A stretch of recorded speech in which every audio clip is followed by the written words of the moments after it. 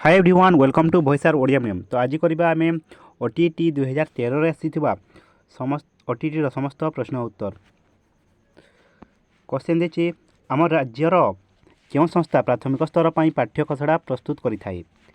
Which organisation of our state prepares the courses of studies for the primary level. OPEPA, TEN, SCERT, NCTE, ईएलटीआई।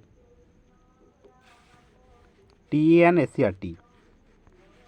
Next निम्नोक्त मध्यरु केउटी शिशुर शारीरिक अभिवृद्धि को सूचाउछि। Which one of the followings indicates child's physical growth. नकारात्मक, परिमाणात्मक, गुणात्मक, सकारात्मक। Negative, quantitative, qualitative, positive. Quantitative तार गोटे कण के बुझुचे परिमाणात्मक।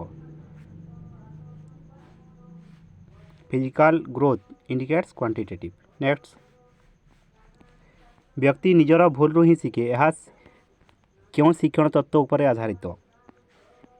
Individual learns from his own mistakes. This statement is based on which learning theory.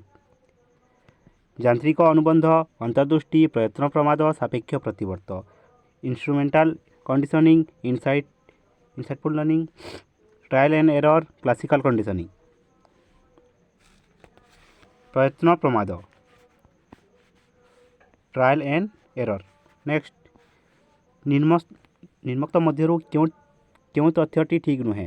अभिवृद्धि एक जैविक प्रक्रिया, विकास एक परिमाणात्मक प्रक्रिया, शिक्षा एक लक्ष्याभिमुखी प्रक्रिया, शिक्षण एक आचरणगत परिवर्तन प्रक्रिया। Which of the following statement is not true. Growth is a biological process, development is a quantitative process, education is a goal oriented process, learning is a process of behavioural changes. Development is a quantitative process, विकास एक परिमाणात्मक प्रक्रिया। Next बहुविकल्प प्रश्न क्षेत्र में निम्नोक्त क्यों तथ्यटी ठीक नुहे। अनभिज्ञ शिक्षक मध्य सहजरे प्रश्न प्रस्तुत करिपारंती। समस्त विकल्प उत्तर संभवमय हुए। कंप्यूटर माध्यम निर्भुल और द्रुत मूल्यांकन हो पारे। विकल्प मानक मध्यरु मात्र गोटिए ठीक उत्तर अटे। Which of the following statement is not true in case of multiple choice question. Even in experience teacher can prepare the question easily. All choice appear to be possible. Error free and quick evaluation is possible by computer. Only one of the choice is the correct answer. Option A अनभिज्ञ शिक्षक मध्य सहजरे प्रश्न प्रस्तुत करिपारंती। Next शिक्षार्थी मानकर शैक्षिक दोष दुर्बलता क्यों प्रकार मूल्यांकन द्वारा निरूपण करा जाए। व्यवस्थान, समाप्ति सूचक, निरवच्छिन्न, नैदानिक। What type of evaluation identify learning deficiencies and difficulties of the learners. Placement, summative, continuous, diagnostic. नैदानिक डायग्नोस्टिक्स। नेक्स्ट जड़े छात्रर प्रकृत बयस 7 वर्ष एवं मानसिक बयस मध्य 7 वर्ष हेले छात्रटी निम्नोक्त क्यों श्रेणी अंतर्भुक्त हेब। सामान्य बुद्धि संपन्न, साधारण बुद्धि संपन्न, बेसी बुद्धि संपन्न, असाधारण बुद्धि संपन्न। साधारण बुद्धि संपन्न, नॉर्मल इंटेलिजेंस। नेक्स्ट सूक्ष्म तंतु चालना दृष्टिकोण क्योंटी अन्य तीनोटी ठारू भिन्न। बिंदु संयोगीकरण, श्रुत लिखन, हस्ताक्षर लिखन, फल और पनीपरिबा पृथकीकरण। फल और पनीपरिबा पृथकीकरण। नेक्स्ट प्राक प्राथमिक शिक्षा क्षेत्र में एक समय अक्षर लिखा और बड़ पाटी पढ़ा उपर गुरुत्व दि जाए। यह क्यों शिक्षण तत्व उपर आधारित। प्रयत्न प्रमाद, अनुबंध, अंतर्दृष्टि, अनुकरण। अनुबंध कंडीशनिंग। नेक्स्ट प्रश्न पत्र नक्शा प्रस्तुति समय निम्नोक्त मध्यरु काहाको विचार को निया जाई न थाई। प्रसंग, शैक्षिक उद्देश्य, प्रश्नर प्रकार भेद, शिक्षादान समय। शिक्षादान समय। मनोविज्ञान हेउछि डैक्स आत्मा संपर्क विज्ञान, मन संपर्क विज्ञान, चेतना संपर्क विज्ञान, आचरण संपर्क विज्ञान। साइंस ऑफ बिहेवियर, आचरण संपर्क विज्ञान। नेक्स्ट क्योंटी अभिप्रेरणार एक उपादान नुहे। पुरस्कार, प्रोत्साहन, प्रशंसा, अभ्यासीकरण। अभ्यासीकरण प्रैक्टिस। नेक्स्ट 2 ରୁ 6 वर्ष पर्यंत अवस्था को कौन कहुए? आद्य बाल्यावस्था, शैशवावस्था, प्रांत बाल्यावस्था, प्राक्कैशोरावस्था। आद्य बाल्यावस्था। नेक्स्ट निम्नोक्त क्यों पद्धति द्वारा मुख्यतः शिक्षक शिक्षार्थी मानकर गोष्ठीगत आचरण अध्ययन करिथांती? साक्षात्कार, समपरीक्षण, व्यक्ति अध्ययन, पर्यवेक्षण। पर्यवेक्षण। नेक्स्ट क्योंटी शिशुर आवेग को सूचाए नहीं? आनंद, दुख, कौतूहल, सहिष्णुता। सहिष्णुता टॉलरेंस। नेक्स्ट शिशु निजे न खेली अन्यर खेल देखी आनंद उपभोग करने को क्यों प्रकार क्रीड़ा कहुए? सक्रिय, मुक्त, निष्क्रिय, नियंत्रित। निष्क्रिय नॉन पार्टिसिपेटरी। नेक्स्ट क्योंटी बौद्धिक विकास उपादान नुहे? सृजन शक्ति, सहन शक्ति, चिंतन शक्ति, कल्पना शक्ति। सहन शक्ति टॉलरेंस। नेक्स्ट मनर विश्लेषणात्मक और संश्लेषणात्मक सामर्थ्य को बुद्धि कहुए? यार प्रवक्ता किए? स्पियरमैन, जीन पियाजे, Galton, Terman. Spearman. 2 factor theory जनक किए? स्पियरमैन। नेक्स्ट निम्नोक्त क्यों श्रेणीर शिक्षार्थी स्वतंत्र गोष्ठी श्रेणी अंतर्भुक्त नुहंती? मंथर, अनग्रसर, साधारण, प्रतिभाशाली। साधारण। नेक्स्ट निम्नोक्त मध्य क्योंटी पाठ्यप्रकरण व्यवहार एक उपयोगिता नुहे? शिक्षकों विषयगत ज्ञान वृद्धि करने, शिक्षण प्रक्रिया को सहज करने, शिशुर पाठ्यवस्तु प्रति आग्रह सृष्टि करने, पाठ्यवस्तु संबंध में वास्तव ज्ञान देवा। शिक्षकों विषयगत ज्ञान वृद्धि करने। नेक्स्ट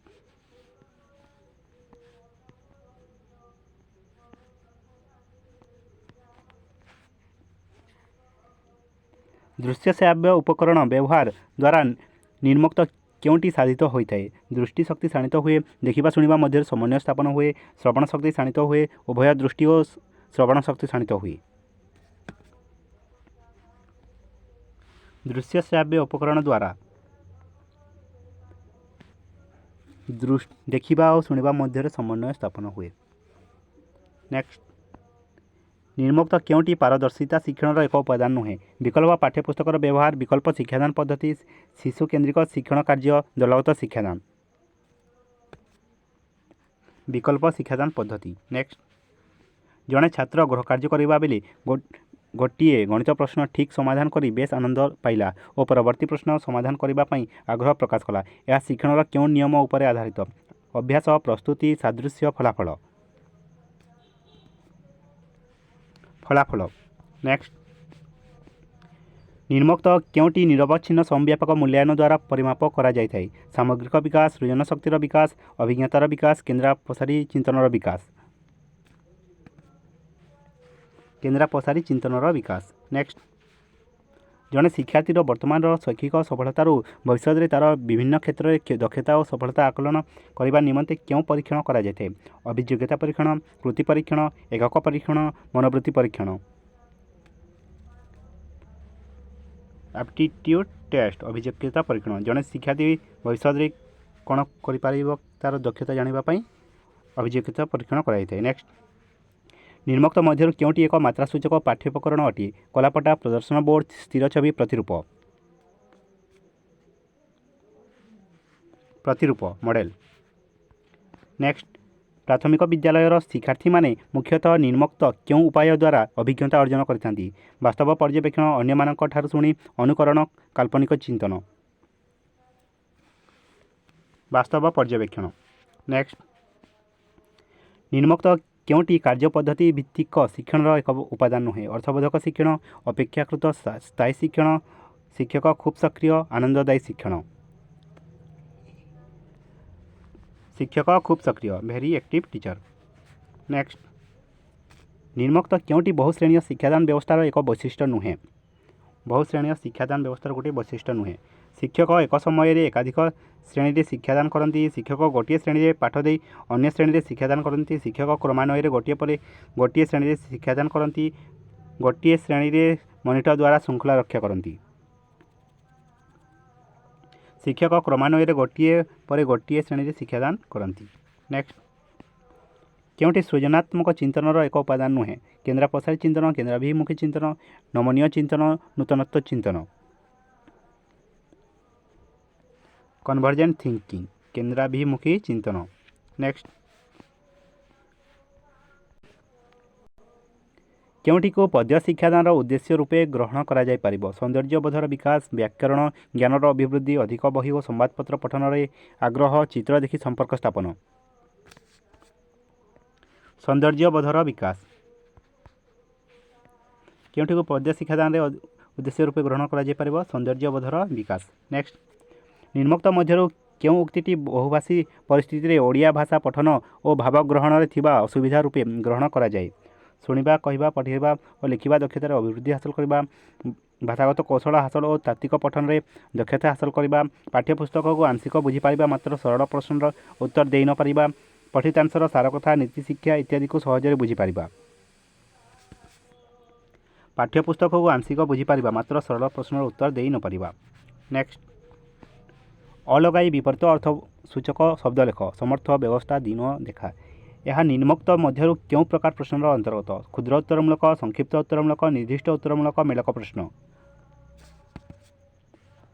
ନିର୍ଦ୍ଦିଷ୍ଟ ଉତ୍ତରମୂଳକ।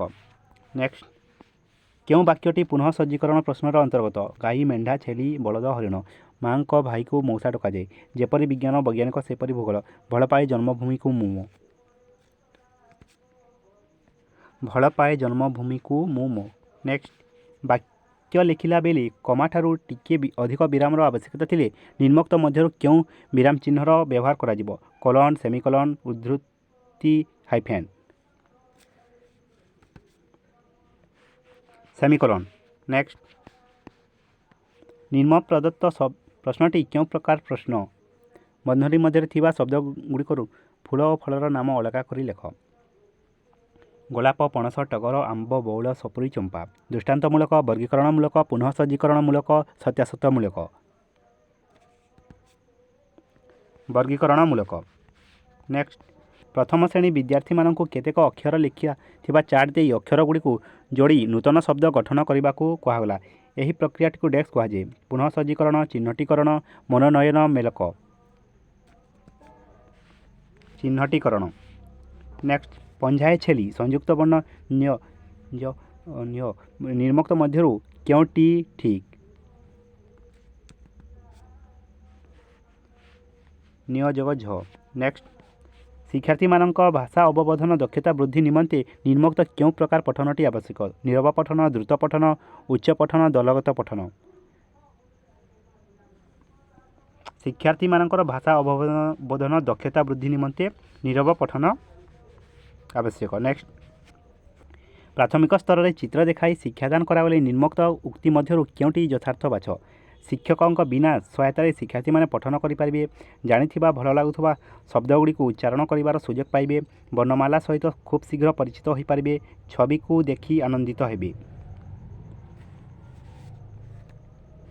ଶିକ୍ଷକଙ୍କ ବିନା ସହାୟତାରେ ଶିକ୍ଷାର୍ଥୀମାନେ ପଠନ କରିପାରିବେ।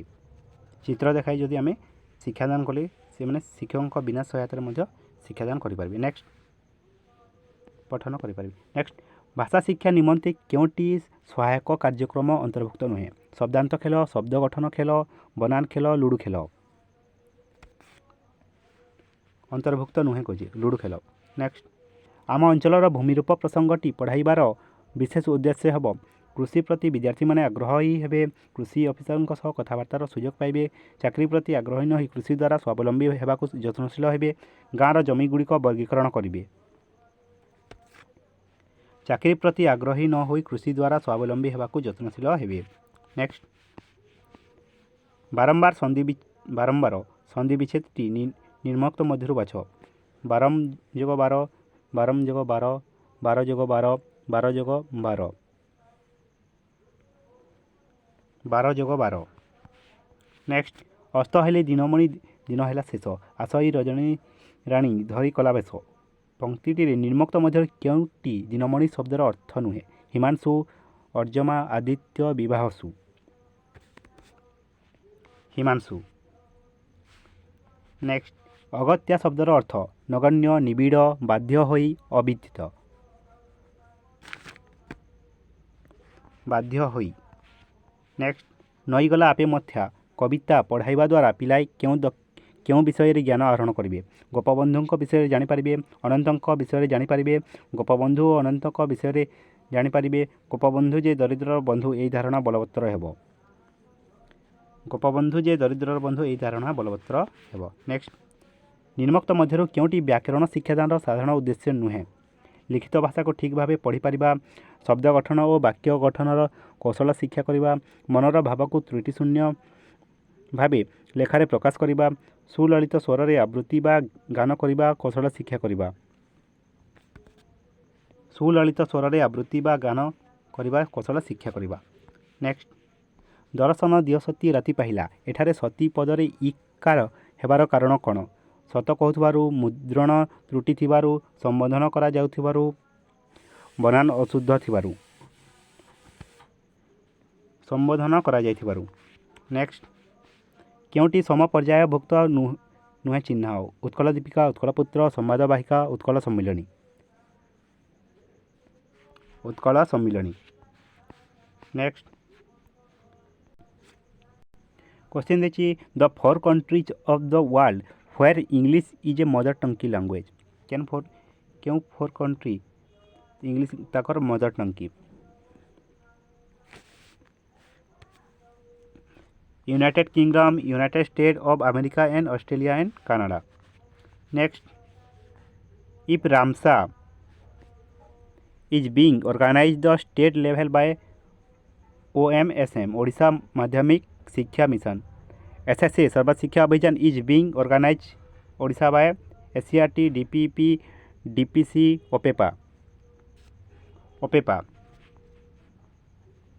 के कौन OSPA Madhya. Next in Odisha English is being third H dash language. Odisha रे इंग्लिश के लैंग्वेज रे आमे व्यवहार करूँ?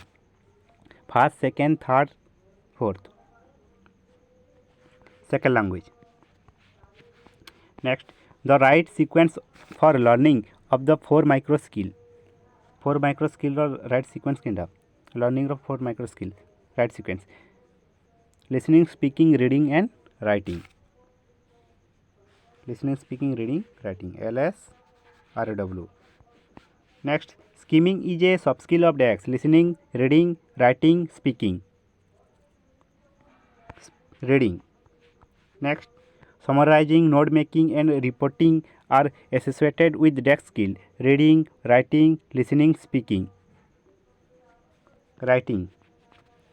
समराइजिंग, नोट मेकिंग आम क्यों कहूँ? समराइजिंग देखा नोट मेकिंग एटा राइटिंग रे। Next holistic evaluation of learners is done by unit of evaluation, term end evaluation, continuous and comprehensive evaluation, month end evaluation. Holistic evaluation सामग्रिक विकास माने continuous and comprehensive evaluation. Next the right of children to free and compulsory education was made in the year 2007, 8, 9, 10। 2009। Next what step does a teacher have to undertake to facilitate reading habit of a learners? Reading newspapers, library reading, picture and map reading, all of the above.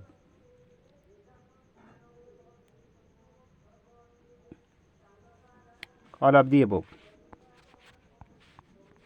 Next by education I mean an all-round drawing out of the best in the child and the man body, mind and spirit. This body, mind, spirit यह किए कहते MK Gandhi, Jawaharlal Nehru, Sarvepalli Radhakrishna, RN Tagore. MK Gandhi, Mohandas Karamchand Gandhi. Next देखिबा प्राक प्राथमिक शिशु मानू गणित शिक्षादान पाई निम्नोक्त कहा उपरे गुरुत्व दि जाए? ज्यामितिक चित्र अंकन और माप, उच्चता और दैर्घ्य निर्णय एवं माप, जोग और विजोग क्रिया, संख्या गणना।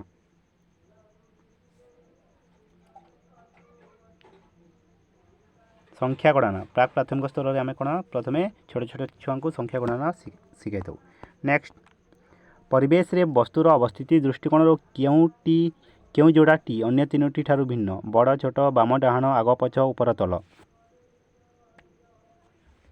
ବଡ଼ ଛୋଟ। Next,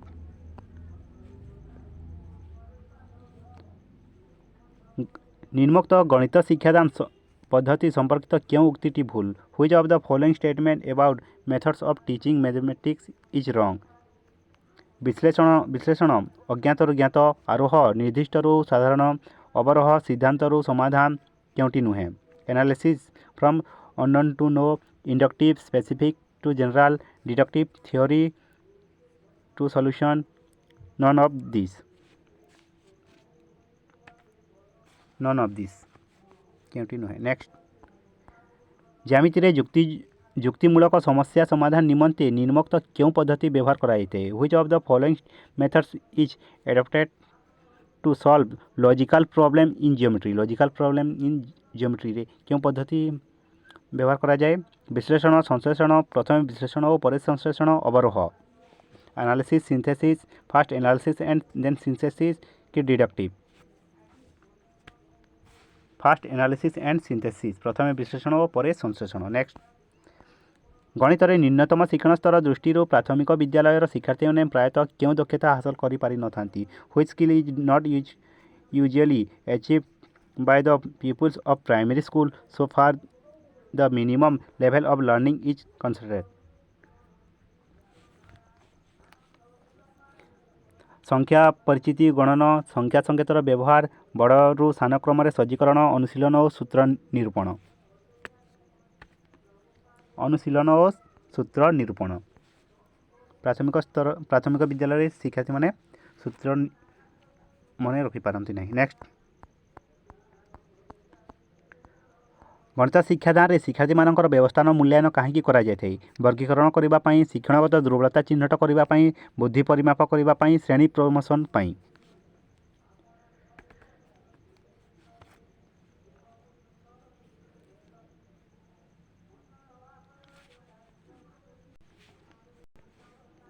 for classification of people's, ବର୍ଗୀକରଣ କରିବା ପାଇଁ।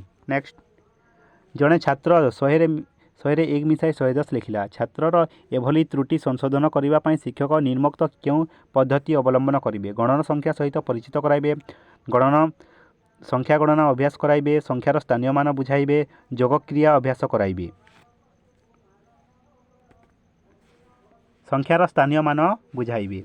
ନେକ୍ସଟ, ଗୋଟିଏ ବସ୍ତୁକୁ ସମାନ 3 ଭାଗ କରି 2 ଭାଗ ନିଆଗଲା। ଏହି ତଥ୍ୟକୁ ଜଣେ ଶିକ୍ଷାର୍ଥୀ 2/3 ବୋଲି ଲେଖିଲା।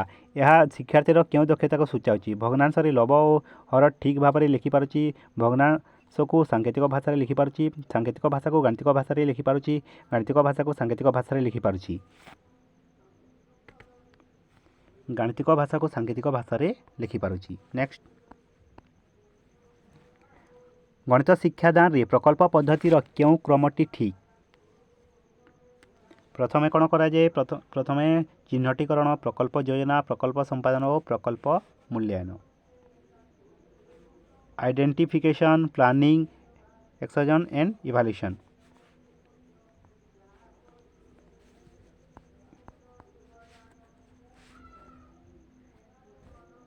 ଜଣେ ଶିକ୍ଷାର୍ଥୀ 1/2 ଯୋଗ 1/3 ସମାନ 1/5 ଲେଖିଲା। ଏହା ଶିକ୍ଷାର୍ଥୀର କେଉଁ ପ୍ରକାର ତ୍ରୁଟିକୁ ସୂଚାଉଛି? ଭଗ୍ନାଂଶର ଲବ ଓ ହର ସମ୍ପର୍କରେ ଧାରଣା ନାହିଁ, ସମହର ବିଶିଷ୍ଟ ଭଗ୍ନାଂଶର ଯୋଗକ୍ରିୟା ବିଷୟରେ ଧାରଣା ନାହିଁ, ଲସାଗୁ ନିର୍ଣ୍ଣୟ କରିବାର ଧାରଣା ନାହିଁ, ସମଲବ ଓ ସମହର ବିଷୟରେ ଧାରଣା ନାହିଁ।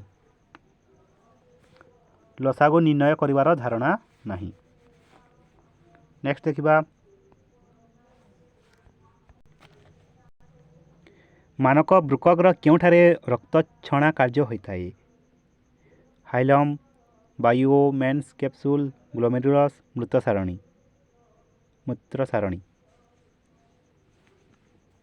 ଗ୍ଲୋମେରୁଲସ୍। ନେକ୍ସଟ, କେଉଁଟି ଭିନ୍ନ ଶ୍ରେଣୀଭୁକ୍ତ? ପେଲେଗ୍ରା, କ୍ୱାସିଅକର, ବେରିବେରି, ସ୍କର୍ଭି।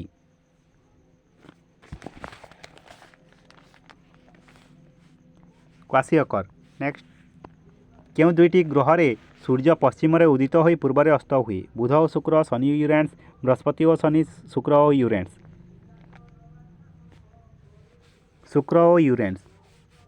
ଭେନସ୍ ଓ ୟୁରେନସ୍। ନେକ୍ସଟ, ଏକ ରାସାୟନିକ ଯୌଗିକର କ୍ଷୁଦ୍ରତମ ଏକକ ହେଉଛି ଇଲେକ୍ଟ୍ରନ୍, ପରମାଣୁ, ଅଣୁ, ଆୟନ।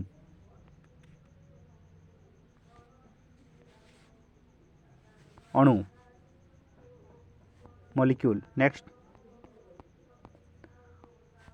ଚିତ୍ର ଦେଇଛି, ଉପର ଚିତ୍ରଟି ଏକ ସଡ଼କ ପଥକୁ ସୂଚାଉଛି ଯେଉଁଥିରେ ଏ ବିନ୍ଦୁକୁ 0 ନିଆଯାଇଛି ଏବଂ ତାହାର ଉଭୟ ପାର୍ଶ୍ୱରେ 20 ମିଟର ବ୍ୟବଧାନରେ ଗୋଟିଏ ଲେଖାଏଁ ଦାଗ ଅଛି। ଜଣେ ବ୍ୟକ୍ତି ଏରୁ ବାହାରି ସେହି ପଥରେ ଚାଲି ବିରେ ପହଞ୍ଚିଲେ ଏବଂ ସେଠାରୁ ଲେଉଟି ସେହି ପଥରେ ଡିରେ ପହଞ୍ଚିଲେ। ବ୍ୟକ୍ତି ଜଣକ ଅତିକ୍ରମ କରିଥିବା ଦୂରତା ଏବଂ ତାଙ୍କର ବିସ୍ଥାପନ ଯଥାକ୍ରମେ ହେଉଛି 100 ମିଟର ଓ 100 ମିଟର ଓ 100 ମିଟର, 100 ମିଟର ଓ -100 ମିଟର, 160 ମିଟର ଓ 40 ମିଟର, 160 ମିଟର ଓ -40 ମିଟର, 160 ମିଟର ଓ -40 ମିଟର। ନେକ୍ସଟ, କେଉଁଟି ଭିନ୍ନ ଶ୍ରେଣୀଭୁକ୍ତ? ବୃକକ୍, ଯକୃତ, ପାକସ୍ଥଳୀ, ଫୁସଫୁସ। Which one of the belongs to another class? Kidney, liver, stomach, lungs. Liver, ଯକୃତ। ନେକ୍ସଟ, ପୃଥିବୀର ତାପମାତ୍ରା ବୃଦ୍ଧି ପାଇଁ ସବୁଜ କୋଠରୀ ପ୍ରଭାବ ମୁଖ୍ୟ କାରଣ ଅଟେ। ଅମ୍ଳବୃଷ୍ଟି ପାଇଁ ଜଙ୍ଗଲ କ୍ଷୟ ମୁଖ୍ୟ କାରଣ ଅଟେ। ସବୁଜ କୋଠରୀ ପ୍ରଭାବ ପାଇଁ CFC ଏକ କାରଣ ଅଟେ। ଅପସନ୍ ଦେଇଛି, ଏ ଠିକ୍, ବି ଓ ସି ଭୁଲ, ଅପସନ୍ ବି ଠିକ୍, ସି ଓ ଏ ଭୁଲ, ଅପସନ୍ ସି ଠିକ୍, ଏ ଓ ବି ଭୁଲ, option D A O B O C ଭୁଲ। ଅପସନ୍ ଏ ଠିକ୍ ଓ ବି ଓ ସି ଭୁଲ। ନେକ୍ସଟ, କେଉଁ ସୂତ୍ରଟି ଭୁଲ? ପ୍ରତ୍ୟେକ ସୂତ୍ରରେ ବ୍ୟବହୃତ ପ୍ରତୀକଗୁଡ଼ିକ ସେମାନଙ୍କର ସ୍ୱାଭାବିକ ଅର୍ଥ ବହନ କରନ୍ତି। କାର୍ଯ୍ୟ ସମାନ FS, ବଳ ସମାନ m², ସ୍ଥିତିଜ ଶକ୍ତି ସମାନ mgh, ଗତିଜ ଶକ୍ତି ସମାନ ½ mv², ବଳ ସମାନ m²। ନେକ୍ସଟ, କେଉଁଟି ଭିନ୍ନ ପ୍ରକାରର ରକ୍ତ ବହନ କରିଥାଏ? ବୃକକୀୟ ଧମନୀ, ଯକୃତ ଧମନୀ, କ୍ୟାରୋଟିଡ୍ ଧମନୀ, ଫୁସଫୁସୀୟ ଧମନୀ। ନେକ୍ସଟ, ରୋଗର କାରକକୁ ଭିତ୍ତି କରି କେଉଁଟି ଅନ୍ୟ ତିନୋଟି ଠାରୁ ଭିନ୍ନ? ହଇଜା, ଯକ୍ଷ୍ମା, ବସନ୍ତ, ଧନୁଷ୍ଟଙ୍କାର। ବସନ୍ତ, ଚିକେନ ପକ୍ସ। ନେକ୍ସଟ, ନିମ୍ନୋକ୍ତ ମଧ୍ୟରୁ କେଉଁଟି ବିଜ୍ଞାନ ଶିକ୍ଷାର ମୁଖ୍ୟ ଲକ୍ଷ୍ୟ? ବୌଦ୍ଧିକ ବିକାଶ, ଆବେଗିକ ବିକାଶ, କର୍ମକୌଶଳତା, ଏ ସମସ୍ତ। ନେକ୍ସଟ, ବହି ସହ ସମ୍ବନ୍ଧ ଶିକ୍ଷାଦାନ ଶିକ୍ଷଣ ପଦ୍ଧତିରେ ବିଜ୍ଞାନ ସହିତ କେଉଁ ବିଷୟ ସହ ସମ୍ପର୍କ ରକ୍ଷା କରାଯାଇଥାଏ? ରସାୟନ ବିଜ୍ଞାନ, ଜୀବବିଜ୍ଞାନ, ଭୂବିଜ୍ଞାନ, ଭୂଗୋଳ, ଜିଓଗ୍ରାଫି। ନେକ୍ସଟ, ଦୈନନ୍ଦିନ ବିଜ୍ଞାନ ଶିକ୍ଷାଦାନର ସଫଳତା ପାଇଁ ଶିକ୍ଷକ କେଉଁ ଯୋଜନା ଉପରେ ଗୁରୁତ୍ୱ ଦେବା ଉଚିତ? ସହପାଠ୍ୟ ଯୋଜନା, ଏକକ ଯୋଜନା, ପାଠ୍ୟ ଯୋଜନା, ଶ୍ରେଣୀ ପରିଚାଳନା ଯୋଜନା। ପାଠ୍ୟ ଯୋଜନା, ଲେସନ୍ ପ୍ଲାନିଂ। ନେକ୍ସଟ, କେଉଁଟି ଏକ ମୁଦ୍ରିତ ପାଠ୍ୟୋପକରଣ ଅଟେ? ସ୍ଲାଇଡ୍, ମଡେଲ, ନମୁନା, ଚାର୍ଟ। ନେକ୍ସଟ, ବାୟୁରେ ଜଳୀୟ ବାଷ୍ପ ଅଛି। ଏହାକୁ ଜଣେ ଶିକ୍ଷକ କାଚ ଗ୍ଲାସରେ ବରଫ ଖଣ୍ଡ ରଖି କିଛି ସମୟ ପରେ ଗ୍ଲାସର ବାହାର ପଟରେ ଲାଗିଥିବା ଜଳକଣାକୁ ଦେଖାଇ ବୁଝାଇଲେ। ଏହା ଶିକ୍ଷକଙ୍କର କେଉଁ ଭୂମିକାକୁ ବୁଝାଉଛି? ପରିଚାଳକ, ତତ୍ତ୍ୱାବଧାୟକ, ସହାୟକ, ଦିଗ୍ଦର୍ଶକ। ପରିଚାଳକ। ନେକ୍ସଟ, ମହାସାଗର ସମତଳ କେଉଁ ଶ୍ରେଣୀର ଭୂମିରୂପ ଅଟେ? ପ୍ରଥମ, ଦ୍ୱିତୀୟ, ତୃତୀୟ, ଚତୁର୍ଥ। ପ୍ରଥମ। ନେକ୍ସଟ, ମୌସୁମୀ ବାୟୁ କେଉଁ ପ୍ରକାର ଏକ ବାୟୁ ପ୍ରବାହ? ସାମୟିକ, ସ୍ଥାନୀୟ, ନିୟତ, ଆକସ୍ମିକ। ସାମୟିକ। ନେକ୍ସଟ, କେଉଁଟି ଜଳବାୟୁର ଏକ ନିୟାମକ ନୁହେଁ? ଅକ୍ଷାଂଶ, ଦ୍ରାଘିମା, ସମୁଦ୍ର ଠାରୁ ସ୍ଥାନର ଦୂରତା, ସମୁଦ୍ର ପତନରୁ ସ୍ଥାନର ଦୂରତା, ଉଚ୍ଚତା। ଲଙ୍ଗିଚ୍ୟୁଡ୍, ଦ୍ରାଘିମା। ନେକ୍ସଟ, ଜଣେ ବ୍ୟକ୍ତି 5 ନମ୍ବର ଜାତୀୟ ରାଜପଥରେ ବାଲେଶ୍ୱରରୁ ବ୍ରହ୍ମପୁର ଯିବା ବାଟରେ କେଉଁ ନଦୀଗୁଡ଼ିକ କ୍ରମାନ୍ୱୟରେ ଅତିକ୍ରମ କରିବେ? ମହାନଦୀ, ବ୍ରାହ୍ମଣୀ, ବୈତରଣୀ, ଋଷିକୁଲ୍ୟା। ବୈତରଣୀ, ବ୍ରାହ୍ମଣୀ, ମହାନଦୀ, ଋଷିକୁଲ୍ୟା। ଋଷିକୁଲ୍ୟା, ବ୍ରାହ୍ମଣୀ, ମହାନଦୀ, ବୈତରଣୀ। ବ୍ରାହ୍ମଣୀ, ବୈତରଣୀ, ଋଷିକୁଲ୍ୟା, ମହାନଦୀ। ବୈତରଣୀ, ବ୍ରାହ୍ମଣୀ, ମହାନଦୀ ଓ ଋଷିକୁଲ୍ୟା। ନେକ୍ସଟ, ନିମ୍ନୋକ୍ତ କେଉଁଟି ଉତ୍ତର ନାତିଶୀତୋଷ୍ଣ ମଣ୍ଡଳର ବିସ୍ତୃତି ଅଟେ? ମକର ବୃତ୍ତରୁ କୁମେରୁ ବୃତ୍ତ, ବିଷୁବ ବୃତ୍ତରୁ ମକର ବୃତ୍ତ, ବିଷୁବ ବୃତ୍ତରୁ କର୍କଟ ବୃତ୍ତ, କର୍କଟ ବୃତ୍ତରୁ ସୁମେରୁ ବୃତ୍ତ। କର୍କଟ ବୃତ୍ତରୁ ସୁମେରୁ ବୃତ୍ତ। ନେକ୍ସଟ, କୌଣସି ଏକ ଭୌଗୋଳିକ ସ୍ଥାନର ଶୈକ୍ଷିକ ଉଦ୍ଦେଶ୍ୟ ଆଧାରିତ ଯୋଜନାବଦ୍ଧ ପର୍ଯ୍ୟବେକ୍ଷଣକୁ କ'ଣ କୁହାଯାଏ? ମୁକ୍ତ ପର୍ଯ୍ୟବେକ୍ଷଣ, ନିୟନ୍ତ୍ରିତ ପର୍ଯ୍ୟବେକ୍ଷଣ, ପ୍ରତ୍ୟକ୍ଷ ପର୍ଯ୍ୟବେକ୍ଷଣ, ପରୋକ୍ଷ ପର୍ଯ୍ୟବେକ୍ଷଣ। ନିୟନ୍ତ୍ରିତ ପର୍ଯ୍ୟବେକ୍ଷଣ, କଣ୍ଟ୍ରୋଲ ଅବଜର୍ଭେସନ୍। ନେକ୍ସଟ, ପ୍ରାଥମିକ ସ୍ତରରେ ୟୁ ଉପତ୍ୟକା ପଢ଼ାଇବା ପାଇଁ ନିମ୍ନଲିଖିତ କେଉଁ ପଦ୍ଧତି ସର୍ବୋତ୍କୃଷ୍ଟ? ଚିତ୍ର ପ୍ରଦର୍ଶନ, ନମୁନା ପ୍ରଦର୍ଶନ, ଶ୍ରେଣୀଗୃହ ପ୍ରଦର୍ଶନୀ, କ୍ଷେତ୍ର ପରିଭ୍ରମଣ। କ୍ଷେତ୍ର ପରିଭ୍ରମଣ। ନେକ୍ସଟ, ଇତିହାସ ଶିକ୍ଷାଦାନରେ ସମୟରେଖା ବ୍ୟବହାର କରାଯାଇଥାଏ କାରଣ ଶିକ୍ଷାର୍ଥୀମାନେ ଏକ ସମୟରେ ଘଟୁଥିବା ଦୁଇ ବା ତତୋଧିକ ଐତିହାସିକ ଘଟଣା ମଧ୍ୟରେ ସମ୍ପର୍କ ସ୍ଥାପନ କରିପାରିବେ। ଐତିହାସିକ ଘଟଣାଗୁଡ଼ିକୁ ସହଜରେ ମନେ ରଖିପାରିବେ।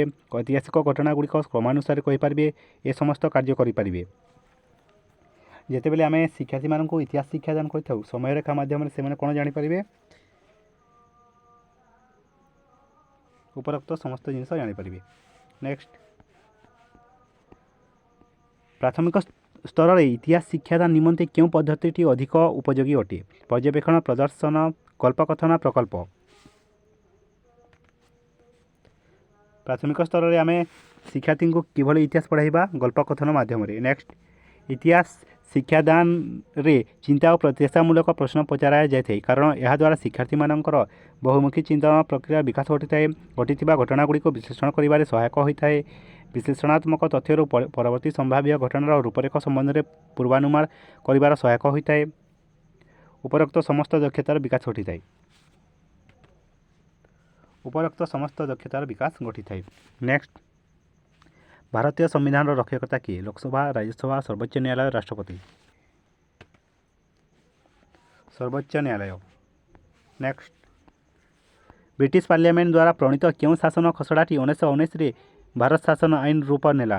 ମଣ୍ଟେଗୁ ଚେମ୍ସଫୋର୍ଡ ସଂସ୍କାର ଆଇନ, ରାଉଲାତ ଆଇନ, ମର୍ଲେ ମିଣ୍ଟୋ ସଂସ୍କାର ଆଇନ, କ୍ୟାବିନେଟ ମିଶନ ଆଇନ। ମଣ୍ଟେଗୁ ଚେମ୍ସଫୋର୍ଡ ସଂସ୍କାର ଆଇନ। ନେକ୍ସଟ, ଭାରତରେ ପ୍ରଥମ ସ୍ୱାଧୀନତା ସଂଗ୍ରାମ କେବେ ହୋଇଥିଲା? 1757, 1857, 1919, 1942। 1857। ନେକ୍ସଟ, ବ୍ରିଟିଶ ପାର୍ଲିଆମେଣ୍ଟ ଦ୍ୱାରା ପ୍ରଣୀତ କେଉଁ ଶାସନ ଖସଡ଼ାଟି 1919 ମସିହାରେ ଭାରତ ଶାସନ ଆଇନର ରୂପ ନେଲା? ମଣ୍ଟେଗୁ ଚେମ୍ସଫୋର୍ଡ ସଂସ୍କାର ଆଇନ। ଏଇଟା ଦେଖିଲେ। ନେକ୍ସଟ, ସଂସଦୀୟ ସରକାରରେ ସାଂସଦମାନେ ବିଭିନ୍ନ କାର୍ଯ୍ୟ ପାଇଁ କାହା ପାଖରେ ଉତ୍ତରଦାୟୀ ରହନ୍ତି? ପ୍ରଧାନମନ୍ତ୍ରୀ, ରାଷ୍ଟ୍ରପତି, ଲୋକସଭା, ଦେଶର ଜନସାଧାରଣ। ଲୋକସଭା। ନେକ୍ସଟ, କେତେତମ ସମ୍ବିଧାନ ସଂଶୋଧନ ଆଇନ ଅନୁଯାୟୀ ଭାରତକୁ ଏକ ଧର୍ମନିରପେକ୍ଷ ରାଷ୍ଟ୍ର ରୂପେ ଘୋଷଣା କରାଯାଇଛି? 40, 42, 70, 76। 42ତମ ସଂଶୋଧନ ଆଇନ ଅନୁଯାୟୀ ଭାରତକୁ ଏକ ଧର୍ମନିରପେକ୍ଷ ରାଷ୍ଟ୍ର ରୂପେ ଘୋଷଣା କରାଯାଇଛି। ତ ଏହା ଥିଲା CDP ଓଡ଼ିଆ, ଇଂଲିଶ, ମ୍ୟାଥ୍ ଓ EVSର ସମସ୍ତ 2013ରେ ଆସିଥିବା ପେପର୍ 1ର ସମସ୍ତ କ୍ୱେଶ୍ଚିନ୍ ଆନ୍ସର୍। Thank you.